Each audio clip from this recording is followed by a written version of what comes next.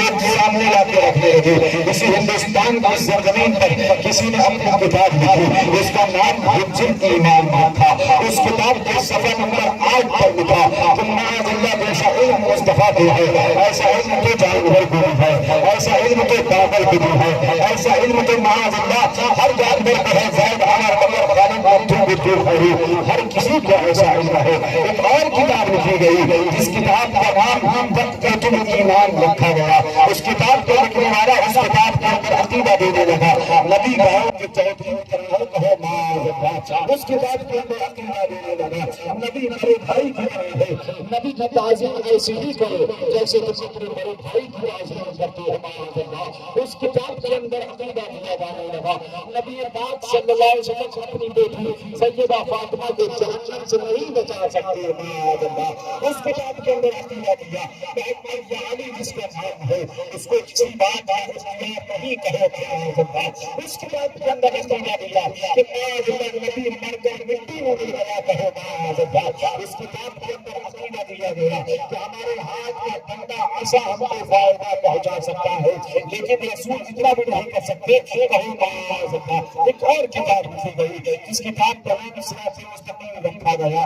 اس کتاب کے رائٹر نے, مصنف نے, لیکھک نے اس کتاب کے اندر عقیدہ دیا نماز میں اگر نبی کے خیال آ جائے تو نماز باطل ہو جائے گی, نماز میں اگر نبی کبھی سے دور آ جائے تو بندہ مشرک ہو جائے گا, اور اگر نماز میں بیل کے خیال آئے تو نماز ہو جائے گی, گدھے کا خیال آئے تو نماز ہو جائے گی, بیوی سے ہم بستری کا خیال آئے تو نماز ہو جائے گی, ڈانڈیا کے ساتھ گھڑا پلٹکار کا خیال آئے تو بھی نماز ہو جائے گی, لیکن اگر رسول کا خیال آ گیا تو نماز باطل ہو جائے گی اور تم مشرک ہو جاؤ گے.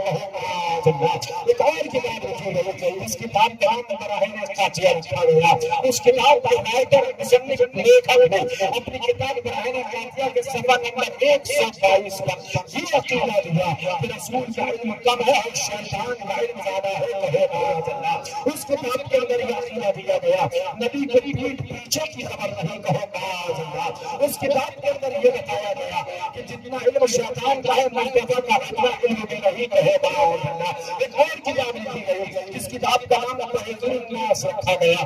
اس کتاب کے رائٹر مصنف نے اپنی کتاب کے اندر عقیدہ دیا کہ معاذ اللہ اگر نبی کے بعد بھی کوئی نبی پیدا ہو جائے گا خاتمت محمدیہ میں کچھ فرق نہ آئے گا, ابھی ایک اور نبی پیدا ہو سکتا ہے معاذ اللہ. اور اس طرح سے ختم رسالت کا انکار کیا, ختم نبوت پہ حملہ کیا. علم مختصر ہے, کہیں سے حملہ نام سے رسالت پر ہے, کہیں سے حملہ عشق رسالت پر ہے, کہیں سے حملہ تعظیم نبوت پر ہے, کہیں سے حملہ ختم نبوت پر ہے, کہیں سے حملہ آقا کے پیار میں ہے.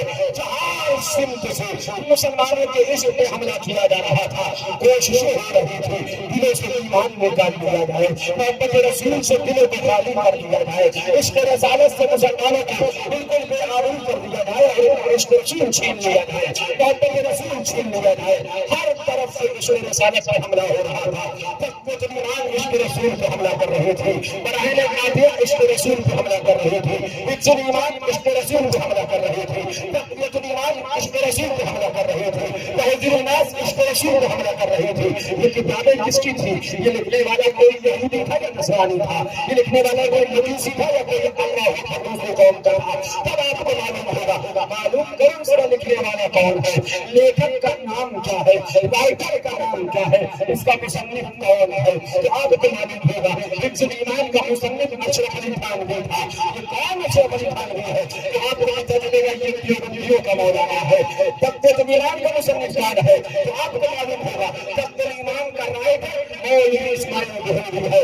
یہ کون ہے؟ یہ وہابیوں کا گروہ ہے. آگے بڑھیے. حفظ ایمان تقویت ایمان کے بعد آئیے براہین قاطعہ کا مصنف کون ہے؟ تو آپ کو معلوم ہوگا یہ خلیل احمد امریکی اور گندگی کے معجون مرکب تیار کرنے کا کام ہے. یہ کون ہے؟ یہ دونوں دیوبندی گروہ سے تعلق رکھتے ہیں, یہ دیوبندی فرقے سے تعلق رکھتے ہیں. اور آگے بڑھیے. یہ کتاب تحذیر الناس کا مصنف کون ہے؟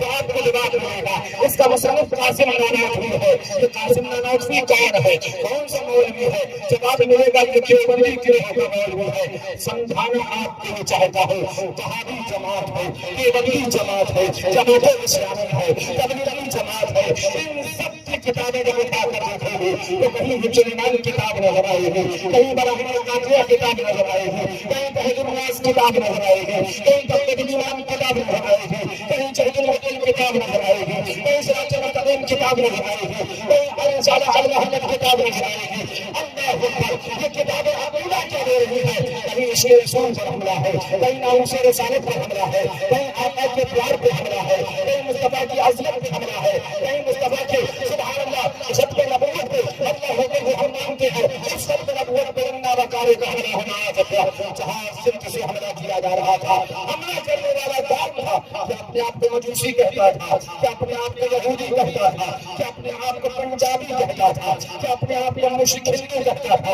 آخر حملہ کرنے والا کون تھا؟ تو آپ کو جواب ملے گا، اشرف غنی بھی داڑھی والا تھا، قاسم نانوتوی بھی داڑھی والا تھا، اسماعیل دہلوی بھی داڑھی والا تھا، یہ سب اپنے آپ کو مسلمان کہا کرتے تھے، نماز بھی پڑھتے تھے، روزہ بھی رکھتے تھے، چہرے پہ داڑھیاں بھی لیتے تھے، مگر اس کے بعد بھی ناموس رسالت پہ حملہ کیا جا رہا تھا، حملے پہ حملہ تھا۔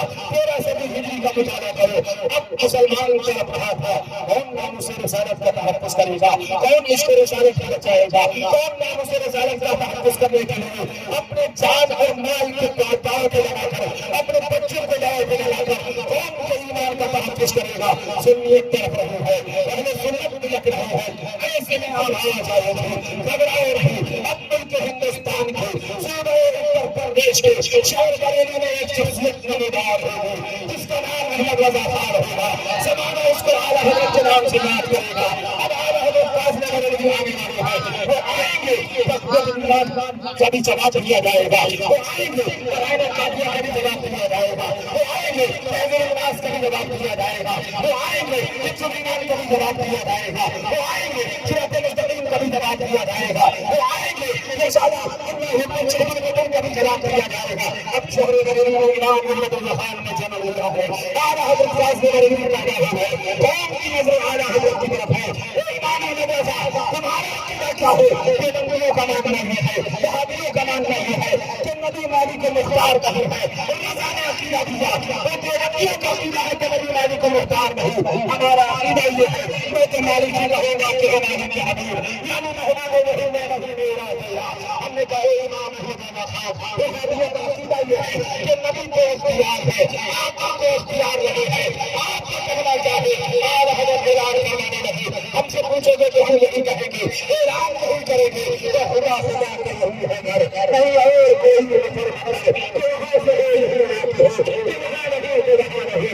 امام احمد رضا خان ذرا یہ بتاؤ، ان دیوبندیوں کا نام نہیں ہے، ان کی کتاب اس بات کا عقیدہ دے رہی ہے، ان کی کتاب اس بات کا پیغام دے رہی ہے کہ نبی کو عام انسان کی طرح مانے، اپنے والے بھیا کی طرح مانے، بھائی کی طرح رسول ہے، بھائی کی چودھری کی طرح رسول ہے۔ تم بتاؤ رسول کی عظمتیں کیا ہے، رسول کی باتیں کیا ہے؟ رضا نے قلم چلایا اور رضا کا عشق جوش میں آیا اور قوم کو ناموس رسالت کا پیغام سنایا، عشق رسالت کا پرچم لہرایا اور سنیوں کو جگمگایا، بیدار اسلام فرمایا اور اعلان کر دیا، سنو وہ وہابیوں کو کہنے دے کہ نبی گاؤں کی چودھری کی طرح ہے، یہ دیوبندیوں کو کہنے دے کہ نبی بڑے بھیا کی طرح ہے، ہمارے نبی کی عظمت پوچھ رہا ہے تو سنو، سب سے اعلیٰ ہمارا نبی، سب سے اعلیٰ ہمارا نبی ہے، کوئی کسی کو آگے سبھی مچانے چمک لے کے آیا ہمارا نبی، سب چمک والے اجلے میں چمکا کیے، اندھے شیشوں میں چمکا ہمارا نبی،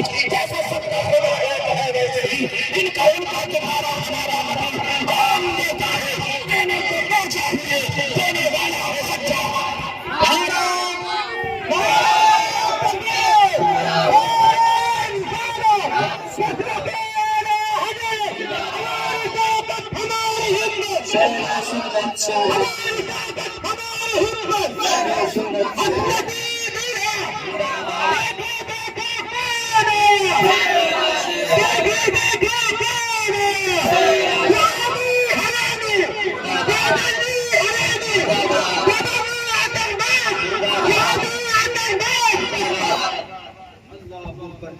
اب اعلیٰ حضرت کو کلام چلانا شروع کر دیا، عقیدہ دیا گیا تھا کہ معاذ اللہ علم غیب نہیں جانتے ہیں۔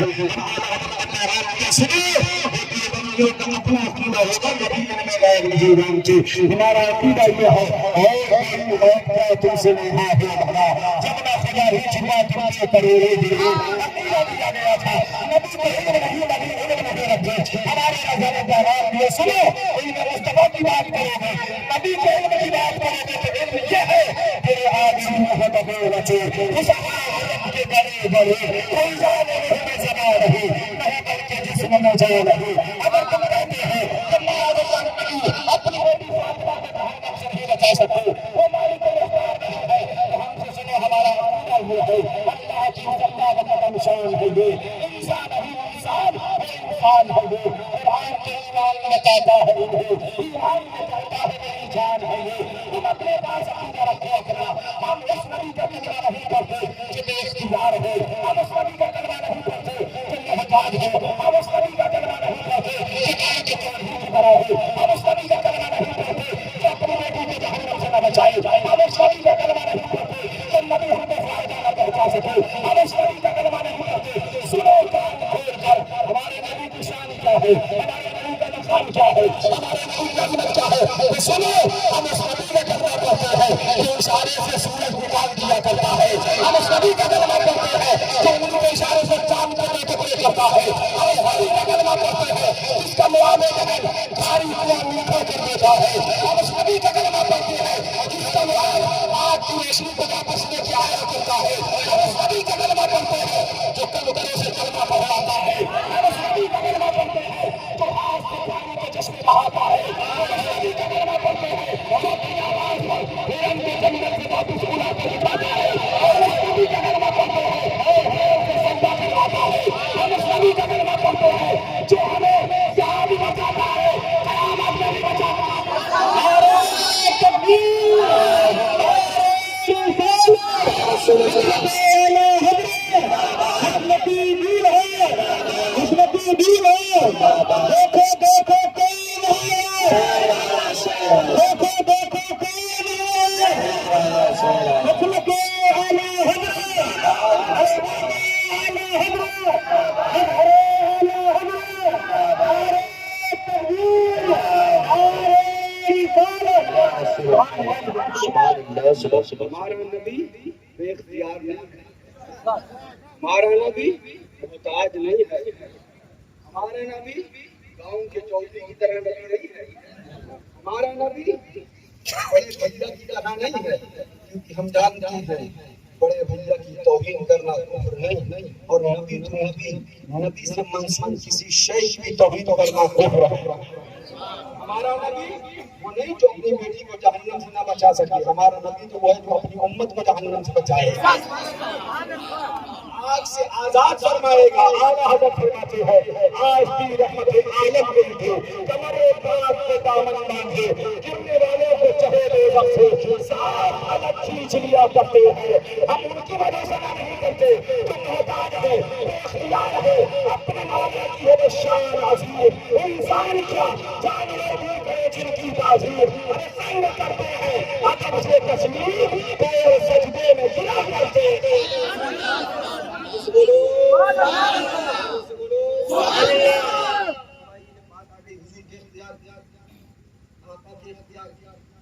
آپ کو ابتدا کروں یہیں سے اور پھر اپنی یہیں پر انتہا بھی کروں. اس موضوع کو میں اٹھانے جا رہا ہوں، سوچا تھا اٹھاؤں گا نہیں، لیکن آ گئی بات، اب اسی موضوع کو اٹھاؤں گا اور اسی پر بات ختم ہو جائے. جتنا وقت آپ بیدار رہیں گے ہم آپ سے ہم کلام رہیں گے. وضو کرتے ہیں یا نہیں؟ ہاں یا نہ؟ ہاں. کیسے کرتے ہو؟ کیسے کرتے ہیں تاکہ درجہ مختلف جاتی کیسے کرتے؟ پہلے ہاتھ دھوتے، پھر کلی کرتے، اس کے بعد اچھا 10واں کرتے ہو کہ نہیں کرتے؟ 20واں کرتے ہو کہ نہیں کرتے؟ 40واں کرتے ہو کہ نہیں کرتے؟ اس کرتے ہو کہ نہیں کرتے؟ لنگر کرتے ہو کہ نہیں کرتے؟ آستانے پہ چادر چڑھاتے ہو کہ نہیں چڑھاتے؟ وارث پاک میں جاتے ہو کہ نہیں جاتے؟ صابر پاک میں جاتے ہو کہ نہیں جاتے؟ فاتحہ دلاتے ہو کہ نہیں دلاتے؟ 11ویں مرغا کاٹتے ہو؟ جب مرغا پہ چھری چلتی ہے کون سا مرغا کاٹتا ہے؟ ہاں گاؤں کا آدمی میں نے کہا تھا بانگ دینے والا مرغا کھاتا ہے پھر ٹنٹنا کے بولتا مرغا کرتے ہو کہ نہیں کرتے ہو؟ 12ویں شریف میں آقا کی یاد پہ جھنڈا لگاتے ہو کہ نہیں لگاتے ہو؟ مکان پہ جھالر ڈالتے ہو کہ نہیں ڈالتے ہو؟ اگر نہیں ڈالتے ہو تو 12ویں شریف میں جھالر ڈالنا شروع کرو، روشنی کرو، اس لیے کہ وہ ہمارے مصطفیٰ کی آمد کا دن ہے، ہمارے آقا کی آمد کا دن ہے، اور آقا کی آمد کا دن تو وہ تو نزول و رحمت سبحان اللہ، اللہ کی رحمت کے نزول کا دن ہے، فرمایا گیا سبحان اللہ طیبہ میں ہوئی بچتا ہے باران نور کا، صدقہ لینے نور کا آیا ہے باران۔ یہ سب کرتے ہو کہ نہیں کرتے ہو؟ یہ سب کرتے ہو نا؟ قرآن میں دکھاؤ،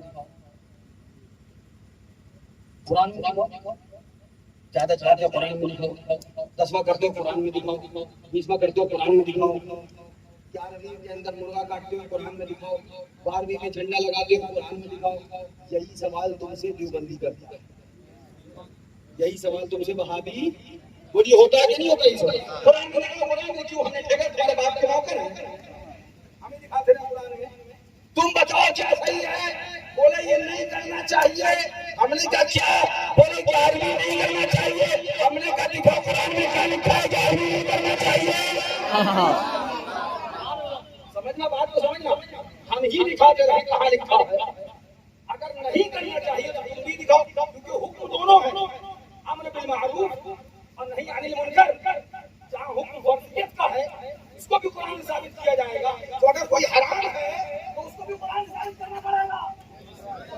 ہمارے ابا کی شریعت ہے، جو چیز چاہو حرام کہہ دو، قرآن میں دکھاؤ، قرآن میں دکھاؤ 10واں 20واں 40واں عرس، لنگر، گاگر، چادر، آستان پہ حاضری، فاتحائیں، یہ جانا آنا، یہ سب قرآن میں دکھاؤ۔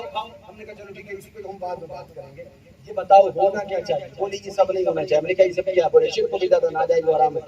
جب قرآن میں دکھا، قرآن میں کہاں لکھا ہے جھنڈا لگانا حرام ہے؟ دیکھا قرآن میں کہاں لکھا ہے مرغا ذبح کرنا حرام ہے؟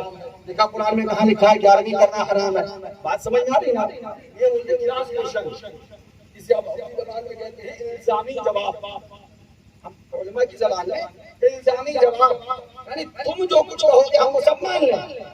نہیں میاں، آپ سے یہ پوچھیں گے اگر شے ناجائز ہے یا شے حرام ہے یا شے حرام عینی ہے یا حرام لغوی ہے، جو بھی ہے آپ سے ہم کہیں گے ثبوت آپ بھی دو، ہم سے کرنے کا ثبوت مانگ رہے تھے، آپ نہ کرنے کا ثبوت دو، اور قاعدہ ہم سے سنتے جاؤ۔ شریعت کا قانون یہ ہے شے کی اصل اباحت ہے، اصل شے حلت ہے، لہذا حلت کے لیے اباحت کے لیے دلیل کی ضرورت نہیں ہے، مگر حرمت کے لیے دلیل کی ضرورت ہے۔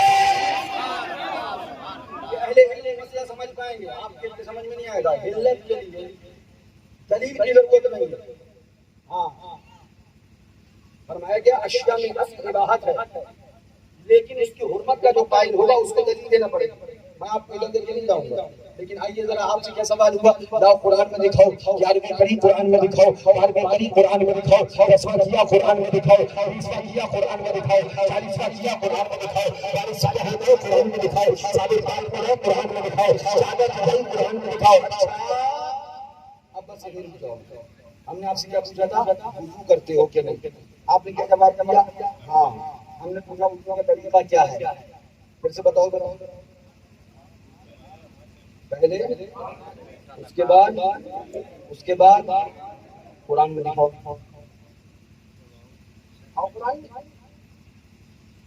یہ طریقہ نہیں ہے، قرآن آیتیں اٹھاؤ، علماء کرام بیٹھے ہیں ذمہ داری سے بات کرو، آیتیں اٹھا کے لاؤ، پڑھو آیتیں۔ وضو کی آیت کیا ہے؟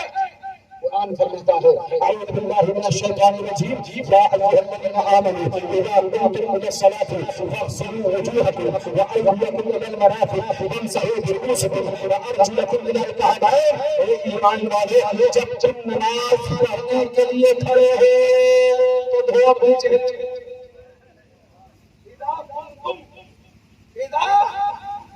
ایک منٹ، یہاں پر ایک مسئلہ اور حل ہوگا بڑا قیمتی، اور یہ مسئلہ حل ہونے کا معاملہ یہ تھا کہ میں کچھ ہی دن پہلے اپنے مدرسے کے طلبہ کو شرح وقایہ پڑھا رہا تھا۔ شرح وقایہ جلد اول میں یہی مسئلے پہ بات کی گئی ہے، طہارت کے بیان میں یہ آیت کو لائے ہیں صاحب شرح نے بتایا، تو اسی میں پڑھا رہا تھا. میں نے کہا بچوں مجھے ایک بات بتاؤ. بولے حضرت کیا؟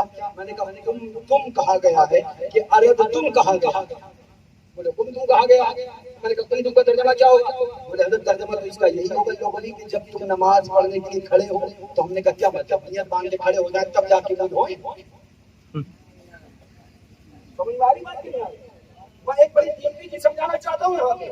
میں نے جو اپنے درس گاہ بیٹھ کے طلبہ کو سمجھائی کہ قرآن کہہ رہا ہے یا ایھا الذین آمنوا اذا قمتم الی الصلاۃ، اے ایمان والو جب تم نماز کے لیے کھڑے ہو جاؤ فاغسلوا وجوہکم، تو دھو اپنے چہرے کو، وایدیکم الی المرافق، اور اپنے ہاتھوں کو پہلے سے وارجلکم وامسحوا برؤوسکم، اور اپنے سروں کا مسح کرو، وارجلکم الی الکعبین، اور اپنے پیروں کو ٹخنوں سے نہیں. تو یہ تم کا ترجمہ جب لغت کے اعتبار سے کرو گے، ڈکشنری کے اعتبار سے کرو گے، لغت کو اٹھا کر دیکھو گے، عربی ڈکشنریاں اٹھاؤ، عربی لغات اٹھاؤ اور پڑھو، دیکھو تم کا ترجمہ یہی ملے گا.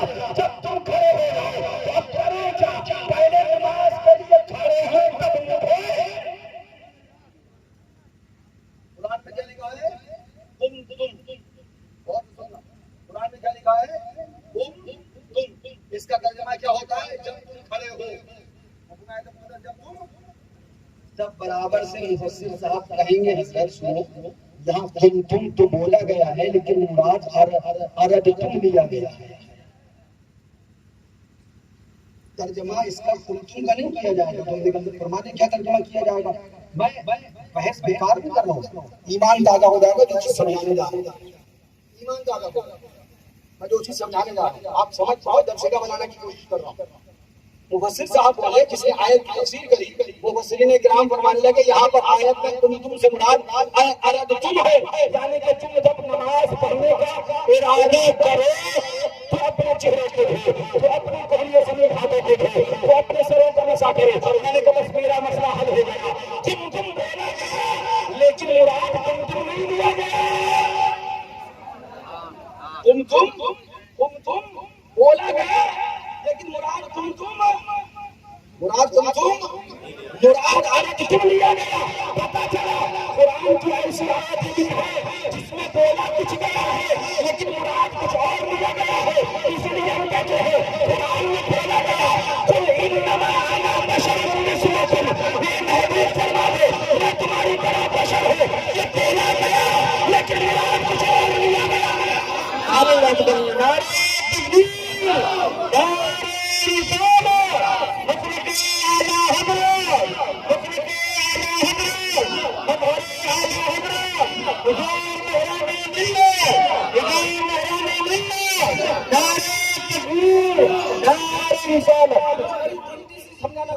چیز سمجھانا چاہ رہا ہوں. بولا تم لیکن مراد تم نہیں لیا گیا.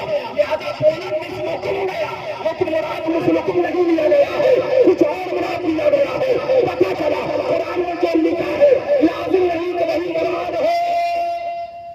ایک مثال ہو گئی تو ایک مثال دیجیے. روزہ رکھتے ہو، یہ مولانا اکبر علی صاحب بیٹھے، ہمارے مولانا ہاشم بیٹھے، علماء کرام بیٹھے، سب پوچھو ان سے روزے کی آیت فضیلت کی کیا ہے؟ کیا پڑھیں گے؟ کتب علیکم الصیام. ہاں بھائی کتب علیکم الصیام، تم پر روزے فرض کیے گئے. ہم نے کہا تھا کافی چاچی ہم پڑھے لکھے ہیں، کھیل کھیل کے نہیں آئے، ہم ڈکشنری جانتے ہیں. جی کیا ہے؟ ہم نے کہا کتبہ اس کا ترجمہ یہ صیغہ جو ہے نا پہلے ماضی مجہول کا ہے، واحد مذکر ہے کتبہ. یہ جو صیغہ جس کی بات چل رہی ہے نا کتبہ فعل کے وزن پر، مولانا صاحب اس کا ترجمہ فرض کیا نہیں ہوتا، اس کا ترجمہ لکھ دیے گئے. کتبہ علیکم الصیام کا ترجمہ کیجئے کہ روزے تم نے لکھ دیے گا تو لکھ دیے گا. ہم رکھے لکھ دیے گا ہم رکھے کیوں؟ تو علماء بتاتے ہیں یہاں لکھا کتبہ گیا ہے، لکھا کتبہ گیا ہے لیکن مراد فروزہ لیا گیا ہے. لکھا گیا ہے کتبہ علیکم الصیام لیکن مراد لیا گیا ہے تم پر روزے فرض کیے گئے. کتبہ گیا پر فروزہ مراد لیا گیا. تم بول کر ارے تم مراد لیا گیا. مجھے کہنے دو قرآن کی آیت نے بتا دیا لکھا کچھ جائے گا مراد کچھ لیا جائے گا. پتا چل گیا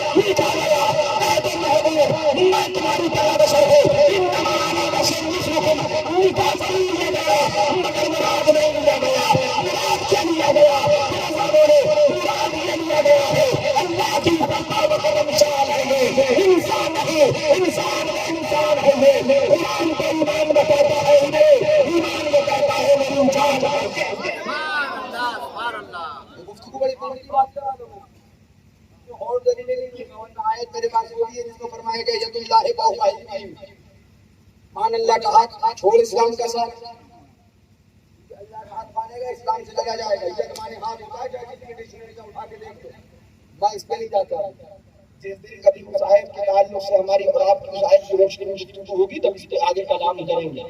بات کیا تھی کہ قرآن نے کہا جب تم نماز پڑھنے کا ارادہ کرو تو دھو اپنے چہروں کو، کس کو دھو؟ کس کو دھو؟ وَأَيْدِيَكُمْ إِلَى الْمَرَافِقِ، اور اپنے ہاتھوں کو انگلیوں سمیت، وَامْسَحُوا بِرُؤُوسِكُمْ، اور اپنے سر کا مسح کرو، وَأَرْجُلَكُمْ إِلَى الْكَعْبَيْنِ، اور اپنے پیروں کو ٹخنوں سمیت۔ اس میں تو کہیں ہاتھ دھونے کا ذکر نہیں آیا، اس میں تو کہیں کلی کا ذکر نہیں آیا، اس میں تو کہیں ناک میں پانی ڈالنے کا ذکر نہیں آیا۔ بولیے آپ ہاتھ دھوتے ہیں کہ نہیں دھوتے؟ اچھا آپ بھی دھوتے ہیں، 24 یہ نہیں دھوتے ہیں، وہ بھی دھوتے ہیں نا، وہ بھی کلی کرتے ہیں نا، وہ بھی ناک میں پانی ڈالتے ہیں۔ دکھاؤ قرآن میں کہاں ہے؟ نہ کلی کرنے کا ذکر قرآن میں ہے، نہ ہاتھ دھونے کا ذکر قرآن میں ہے، نہ ناک میں پانی ڈالنے کا ذکر قرآن میں ہے۔ مولا اگر وضو کا طریقہ یہ تھا کہ پہلے ہاتھوں کو دھو پھر کلی کرو پھر ناک میں پانی ڈالو تو تم نے قرآن میں یہی سے بیان کیا ہوتا کہ پہلے ہاتھ دھو اس کے بعد کلی کرو اس کے بعد ناک میں پانی ڈالو پھر اپنا چہرہ دھو۔ مولا ایسا کیوں نہ فرمایا؟ سنو سنو سنو، میں کہوں گا چہرے کے دھو اور میں کہے گا ہاتھوں کے دھو، میں کہوں گا چہرے کے دھو اور میں کہے گا کلی کرو، میں کہوں گا چہرے کے دھو اور میں ناک میں کہے گا پانی ڈالو۔ محمد محبوب کی بات پہ کیا جائے گا تاکہ زمانے کو پتا چل جائے میں نے اپنے محبوب کو محتاج نہیں مالک کائنات بنا کے میں تو مالک ہی کہوں گا کہ مالک کے حبیب یعنی محبوب محب میں نہیں میرا۔ ثابت کیا ہو گیا یہاں سے؟ ثابت کیا ہو گیا؟